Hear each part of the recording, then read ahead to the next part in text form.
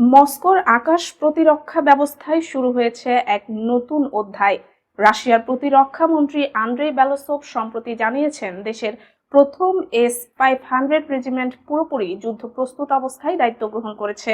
এই ঘোষণার পর থেকেই অত্যাধুনিক এই ব্যবস্থার সক্ষমতা নিয়ে রুশ সামরিক বিশ্লেষকদের মধ্যে ব্যাপক আলোচনা শুরু হয়েছে।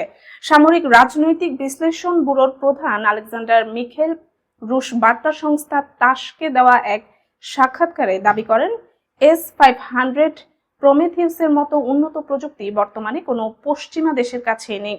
তার মতে এই সিস্টেমের দীর্ঘ পাল্লা ও উচ্চ নির্ভুলতা রাশিয়ার প্রতিপক্ষদের জন্য বড় ধরনের কৌশলগত চ্যালেঞ্জ তৈরি করছে।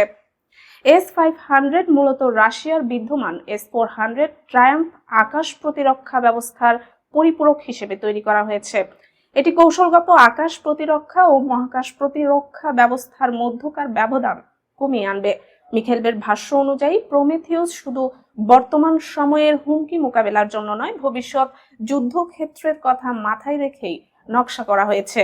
এমনকি ন্যাটোর যেসব হাইপারসনিক ক্ষেপণাস্ত্র এখনো উন্নয়ন পর্যায়ে রয়েছে, সেগুলোকেও ধ্বংস করার সক্ষমতা এই ব্যবস্থায় রয়েছে বলে দাবি করা হচ্ছে।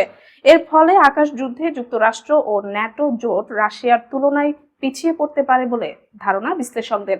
কারিগরি দিক থেকে S-500 একটি ব্যতিক্রম ধর্মী অবস্থানে রয়েছে। রুশ বিশেষজ্ঞদের মতে এই সিস্টেম প্রায় 600 কিলোমিটার দূর থেকে শত্রুপক্ষের লক্ষ্য শনাক্ত করতে পারে এবং সর্বোচ্চ 500 কিলোমিটার দূরত্বের মধ্যে তা ধ্বংস করতে সক্ষম। এটি শুধু ব্যালিস্টিক ক্ষেপণাস্ত্র বা সুপারসনিক যুদ্ধ বিমান নয়, বরং নজরদারি ও যোগাযোগে ব্যবহৃত নিম্ন কক্ষপথের উপগ্রহকেও লক্ষ্যবস্তু বানাতে পারে। সব মিলিয়ে S-500 প্রমেথিউস বিশ্বব্যাপী সামরিক ভারসাম্যে উল্লেখযোগ্য পরিবর্তন আনতে পারে বলে মনে করছেন বিশ্লেষকরা।